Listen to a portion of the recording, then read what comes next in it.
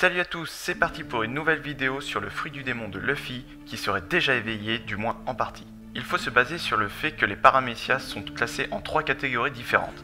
D'abord les fruits qui modifient le corps, ensuite les fruits qui produisent une substance ou quelque chose, et en dernier les fruits qui modifient l'environnement. Bien que ces deux derniers soient assez semblables, étant donné que pour modifier l'environnement, il faut produire quelque chose. Et c'est là que ça devient important. Une théorie que j'avais déjà utilisée dans mon ancienne vidéo veut qu'un éveil de paramécia puisse entrer dans une autre catégorie que celle dans laquelle ils sont déjà, voire peut-être dans les deux autres catégories. Le sujet étant Luffy, parlons un petit peu de lui. Tout le monde a été surpris par son Gyrfort, surtout Doflamingo. On peut noter 3 étonnements de la part de Doflamingo. L'attaque à la tête chercheuse de Luffy, le mélange du haki et du fruit du démon de la part de Luffy, et enfin la capacité d'absorption de Luffy, encore une fois, contre les attaques physiques. D'abord, le mélange du haki et du fruit du démon. Luffy semble être le seul capable à faire cela.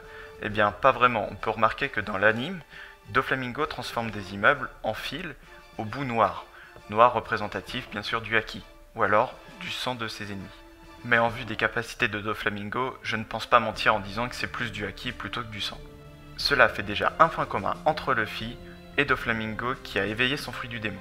On peut aussi noter les formes bizarres que Luffy a sur son torse en Gyrfort, mais je ne sais pas quoi en tirer. Bon, ce n'est pas suffisant pour dire que Luffy a éveillé son fruit du démon, alors continuons. On peut voir en Gyrfort que le corps de Luffy est quand même très tendu.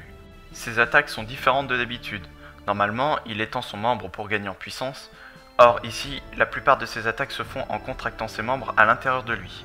Même le coup de pied de Doflamingo sur le côté du corps de Luffy ne semble pas l'affecter, preuve d'une grande tension sur son corps.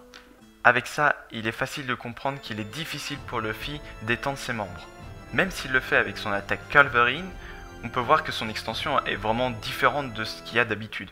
Et pourtant, notre singe international est capable de le faire avec une attaque en tête chercheuse. Il étend tellement son bras que Doflamingo se demande où est sa limite. Et c'est là que ça devient vraiment bizarre, comment peut-il étendre autant son bras alors qu'il a une énorme tension sur son corps? Eh bien je vais vous donner une réponse qui est ma preuve d'un éveil partiel du fruit du démon de Luffy. Attention, j'espère que vous êtes prêts mentalement. Eh bien c'est tout simplement parce qu'il deviendra le roi des pirates. Non? Ça vous suffit pas? Non, plus sérieusement, c'est parce qu'il est capable de produire du caoutchouc. Cela explique que Luffy puisse faire 2 attaques en simultané, l'attaque à tête chercheuse et son Culverin. En effet, l'attaque à tête chercheuse serait l'extension de son bras et le Culverin serait l'attaque en elle-même.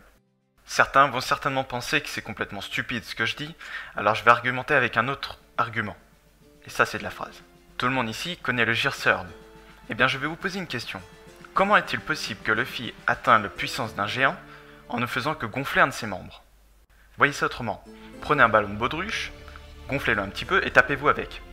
Oui, je sais c'est bizarre. Mais maintenant, regonflez-le encore un peu plus et retapez-vous avec. Il n'y aura aucune différence sur la force de l'impact, seulement sur la taille de l'impact. Enfin, si on peut appeler ça un impact. Eh bien, je vois de la même façon pour Luffy. Il a un poids et il donne une certaine puissance à son coup. Théoriquement, le coup ne devrait pas être aussi dévastateur. Il a beau gonfler son membre, le poids de celui-ci ne change pas et la puissance en est même affaiblie car le point d'impact est beaucoup plus grand. De mémoire, même Lucci fait la réflexion. Et pourtant, Luffy envoie du lourd avec son Gearsword. Je pense qu'inconsciemment, Luffy a été capable de créer du caoutchouc, c'est-à-dire de donner de la matière à son membre pour que celui-ci soit plus lourd, ce qui lui a permis d'avoir un vrai membre de géant avec la puissance qui va avec. Voilà, avec mes preuves, je peux quasiment vous affirmer que Luffy entre dans une nouvelle catégorie de paramécia, c'est-à-dire produire quelque chose. Ainsi, Luffy entre dans 2 catégories de paramécia. Je peux donc dire, via la théorie que j'ai citée au début, que Luffy a éveillé son fruit du démon. Du moins en partie, car je pense que l'éveil total de son fruit sera beaucoup plus flagrant et sera un réel power-up pour lui.